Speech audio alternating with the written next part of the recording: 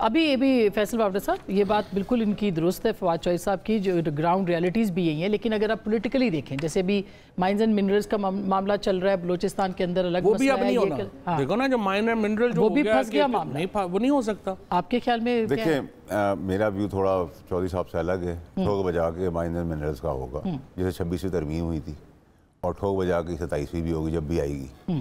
تو میں تو بڑا کلیئرٹی کے ساتھ بات کر رہا ہوں، اور دیکھیں اس میں چوہدری صاحب نے بڑی اچھی بات کی کہ طاقتور چیف بھی نہیں کر سکے۔ دیکھیں طاقتور چیف تو چیف کے ساتھ طاقت آتی ہے، فوج ہے، پر قابل چیف جب آ جائے تو اس کے الٹرنیٹیو رستے وہ نکال لیتا ہے، کیونکہ یہ گرین انیشیٹو جو ہے پاکستان کا، وہ ضرورت ہے پاکستان کی، وہ تو بننا ہے، وہ تو ہونا ہے۔ اب اس کے راستے ادھر سے گھوم کے آئیں گے، ادھر سے گھوم کے آئیں گے، اس کا سب کو براڈ وے سلوشن پہ بیٹھ کے رستہ نکالے گا۔ کوئی اعتراض کر ہی نہیں رہا، مگر وہ کہہ رہے کہ چولستان کو آباد کرنے کے لیے سندھ کو برباد نہیں کیا جا سکتا۔ یہ تو کوئی بھی نہیں کرے گا، سندھ بھی تو ہمارا اتنا ہی امپورٹنٹ صوبہ جتنا باقی ہے۔ میرا اپنا خیال ہے میں سیاست ہو رہی ہے، پانی نہیں ہے نا، پانی کا مسئلہ ہے کہ وہ کہاں سے لانا ہے۔ موسم نگاری جیسے جو ایکسپرٹس ہیں وہ اتنے سالوں سے کیا بات کر رہے ہیں، وہ کہہ رہے ہیں جی آپ پانی کے ریزروائرز بنا نہیں رہے، پھر دیکھو 78% پانی ہم فلڈ واٹر میں ضائع کرتے ہیں، فلڈنگ اریگیشن میں ضائع کرتے ہیں، وہ ہم طریقے بدلنے کو تیار نہیں ہیں، اور ہم اس کے اوپر جو ہے وہ پھنسے ہوئے ہیں۔ اور دیکھیں آپ پرابلم یہ ہوتی ہے فیصل کہ جب طاقت ہونا بڑی زبردست چیز ہے، بٹ طاقت کے استعمال میں احتیاط اس سے بھی زیادہ، اور اس کو چینلائز کرنا وہ بھی ایک بہت بڑی بات ہے۔ اب آپ ابھی میں ایک چھوٹی سی بات سے اس کو، جیسے تحریک انصاف کا ہے، اب دیکھیں نا ابھی مائنز اینڈ منرلز کی آپ بات کریں، ابھی تک تو نہیں پتا عمران خان صاحب کا موقف کیا ہے اس کے اوپر، ان کی ملاقاتیں نہیں ہو پا رہی ہیں، ایک رستہ جو ہے وہ بند ہے، وہ کھلے گا تو نہروں پہ، خیر نہروں پہ تو پی ٹی آئی ساتھ نہیں کھڑی ہوئی، اس وقت پیپلز پارٹی سے بالکل الگ ہے، یا سندھ کے مسئلے سے الگ ہے، پیپلز پارٹی کے ساتھ ہے، مگر قرارداد تو نہیں کر سکے۔ نہیں وہ تو پیپلز پارٹی علیحدہ ہوئی ہے نا۔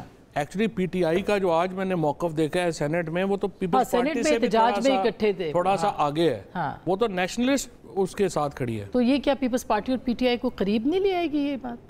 دیکھیں یہ سب ہم دور اندیشی والی باتیں کر رہے ہیں، ہم سٹارم ان دی ٹی کپ کی بات کر رہے ہیں، ایسا کچھ بھی نہیں ہو رہا، لیکن نہ کوئی ایسی سچویشن ہے، نہ کوئی گورنمنٹ سے ہٹ رہا ہے۔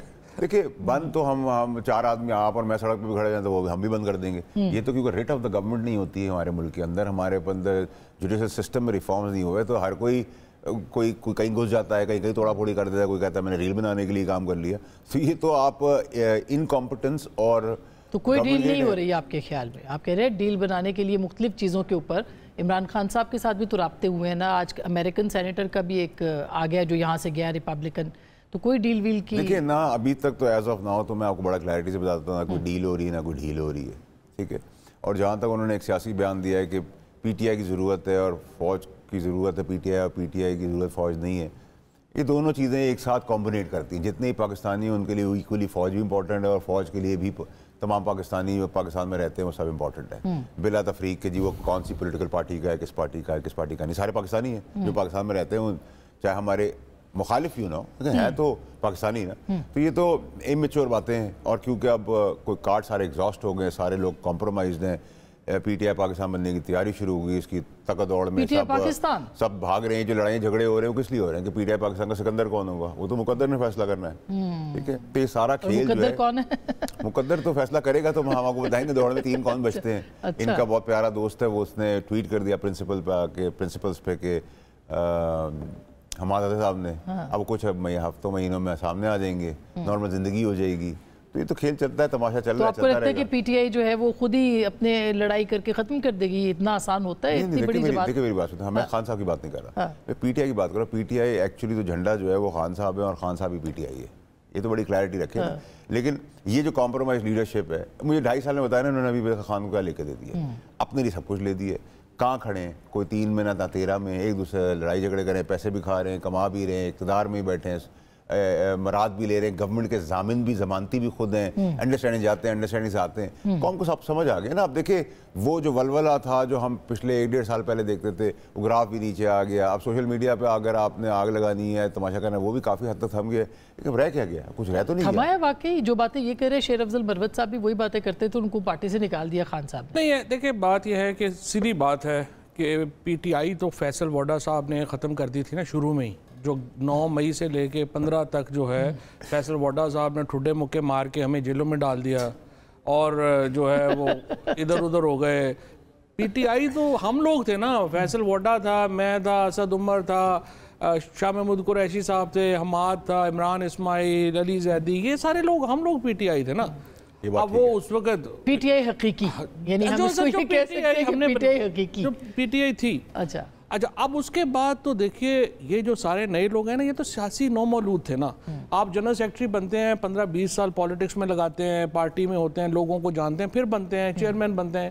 یہاں تو 8 مہینے میں جو ہے وہ پالیٹکس جوائن کی, الیکشن لڑا, سیکرٹری جنرل صدر بن گئے, اسی لیے ان کی کوئی گرپ نہیں ہے. اس وقت تو عمران خان ہے اور لوگ ہیں, کاڈر تو درمیان میں نہیں ہے. اور عمران خان کا یہ کہنا کہ عمران خان کی مقبولیت پہ کوئی فرق پڑا ہے, عمران خان اور اوپر ہو گیا. اور آج عمران خان کا جو جس دن حکومت گئی تھی اس دن ہم کہاں تھے, اور آج عمران خان کہاں ہے, اور جس دن الیکشن ہوئے تھے کہاں ہے, اور آج کدھر ہے. آپ یہ مانتے ہیں کہ کمپرومائز لیڈرشپ ہے ساری کی ساری جو فیصل وابرہ صاحب کمپرومائز نیتوں کے حال تو اللہ جانتا ہے نا, مجھے نہیں پتا, بٹ انکمپیٹنٹ ضرور ہے. نہیں, حقائق سے بھی تو پتہ چلتا ہے نا, عوامل سے بھی تو پتہ چلتا ہے. انکمپیٹنٹ ہے نا. آپ دیکھو نا, مثال کے طور کے اوپر آپ نے انٹرنل پریشر کریٹ کرنا تھا, آپ نے اپوزیشن الائنس بنانا تھا, آپ سے نہیں بنا. ایکسٹرنل پریشر کریٹ کرنا تھا کہ آپ نے جو لابی کی, اتنی سکسیسفل لابی کی, اس کو اینڈ سنبھال ہی نہیں سکے. پھر اس کے بعد آپ نے بات چیت کرنی تھی. دیکھیں اسٹیبلشمنٹ کے ساتھ, حکومت کے ساتھ آپ نے لڑ کے تو نہیں آگے آ سکتے, آپ نے وہاں پہ بات چیت آپ نہیں کر سکے. سو 3 فیکٹرز ہیں نا, انٹرنل پریشر, ایکسٹرنل پریشر اور بات چیت, آپ تینوں ہی نہیں کر سکے, تو ظاہر ہے آپ ناکام ہو گئے. دوسرا آپ اپوزیشن اتحاد بھی نہیں بنا سکے, کل جے یو آئی نے لٹرلی الگ کر دیا. یہ تو میں آپ کے پروگرام میں کہہ چکا تھا. آپ کہہ کے گئے, آپ کی پیشن گوئی کافی درست ثابت ہو رہی ہے. میں نے بھی آپ کے پروگرام میں پہلے یہ کہا تھا کہ یہ نہیں بنے گا کیونکہ اس کے پرابلمز. اچھا اب دیکھو, لیکن اب پرابلم کیا ہے, مگر اب اس کے بغیر سڑکوں کو کیسے آپ رکھیں گے؟ سڑکوں کو احتجاج کی کوئی نہیں, سڑکیں تو دیکھیں نا ہونی تھی جب یہ احتجاج ہوتا, چیزیں ہوتی, پھر وہ اب نہیں ہو رہی. لیکن پاکستان میں ایک ڈسسیٹسفیکشن ہے. دس از, وہ کہتے ہیں نا, لال بیفور دا اسٹارم.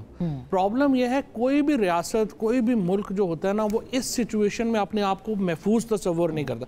کیوں انویسٹمنٹ نہیں آ رہی؟ مثلا جس طرح فیصل کہہ رہے ہیں کہ کوئی پرابلم ہی نہیں ہے, یہ بھی ٹھیک ہو گیا, وہ بھی ٹھیک ہو گیا.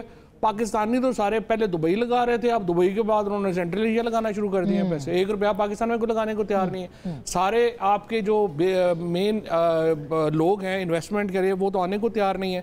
پھر دیکھیں پرابلم یہ جو ہوا ہے, فار ایگزامپل آج جو کشمیر میں ہوا ہے, اب یہ ایسٹرن بارڈر پہ پریشر آپ کے بڑھے گا, ویسٹرن بارڈر پہ آپ کا پریشر پہلے